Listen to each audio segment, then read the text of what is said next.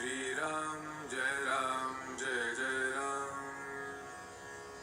श्रीराम जय जय राम, श्रीराम जय जय राम, श्रीराम जय जय राम। नमस्कार। आज दिनांक 22 डिसेंबर। श्रीराम जय राम जय जय राम।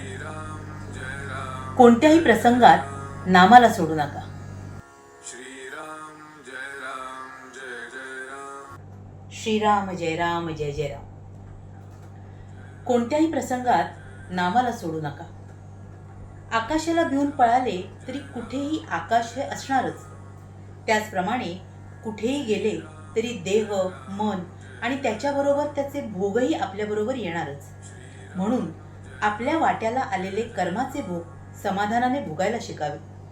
प्रयत्न केला असता तर बरे झाले असते असे जोपर्यंत वाटते तोपर्यंत प्रयत्न हा अवश्य करावा। यश किंवा अपयश देणारा परमात्माच असे समजून प्रयत्न करावा। सर्व कर्तृत्व त्याच्याकडेच द्यावे। तुझी सेवा किती दिवस करू असे परमेश्वराला विचारणे म्हणजे सेवेत कमीपणा आलाच। तसेच त्याच्या नामाबद्दलही मुदत कशी घालता येईल, विषय किती दिवस भोगू असे नाही आपण म्हणत, मग नामाबद्दलच का असे विचारावे। आज भगवंत एका टोकाला आणि आपण दुसऱ्या टोकाला आहोत। त्याच्या नामाने त्याला जवळ आणावा। आपल्याला जितका आपल्या देहाचा विसर पडेल तितका भगवंत आपल्या जवळ येईल। भगवंताच्या नामातच सत्संगती आहे।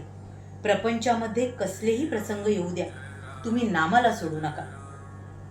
मनाला रिकामे ठेवले की ते विषयाच्या मागे धावलेच समजा। म्हणून आपले मन नेहमी गुंतवून ठेवावे।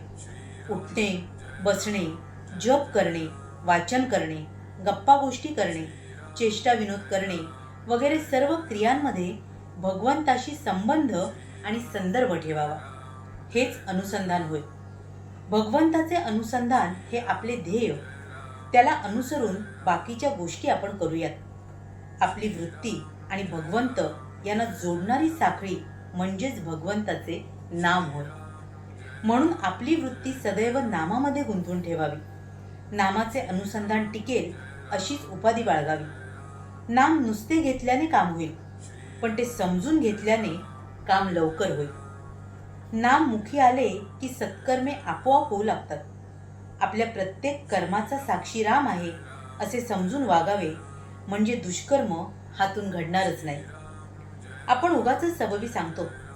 काम असेल त्यावेळी कामाची सबब, पण काम नसेल त्यावेळी नामस्मरण न करता उगाचच गप्पा नाहीतर निंदास्तुती किंवा इतर खेळ खेळण्यात वेळ घालवतो।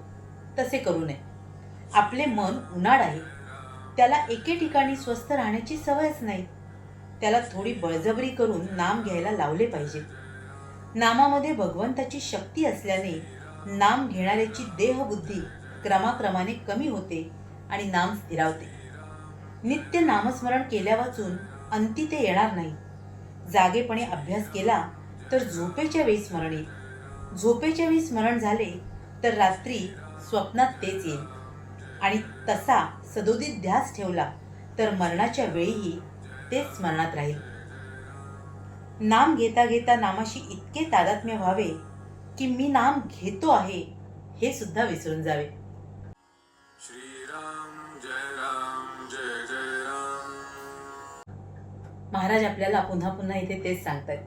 आपण आपला प्रपंच करत असताना सदोदित भगवंताशी अनुसंधान साधावं आणि त्यासाठी अर्थातच त्याच्याशी जोडणारं जे नाम आहे ते सातत्याने, निष्ठेने आणि प्रेमाने घेत राहावं। आयुष्यात कुठलाही पेचप्रसंग जरी आला तरी आपण भगवंताचं विस्मरण होऊ देऊ नये।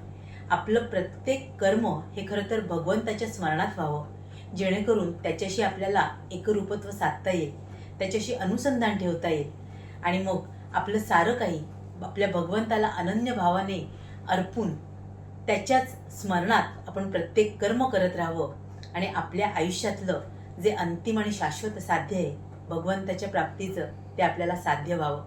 असं हे नाम आपल्या गुरूंच्या कृपेने सातत्याने आपल्याला घेत राहता येऊ हीच त्या गुरुचरणी प्रार्थना। तुम्हा साऱ्यांसाठीच खूप सारी गुरु ब्लेसिंग्स. श्री स्वामी समर्थ. जय गुरुदेव. श्रीराम जय राम जय जय राम. श्रीराम जय राम जय जय राम. श्रीराम जय राम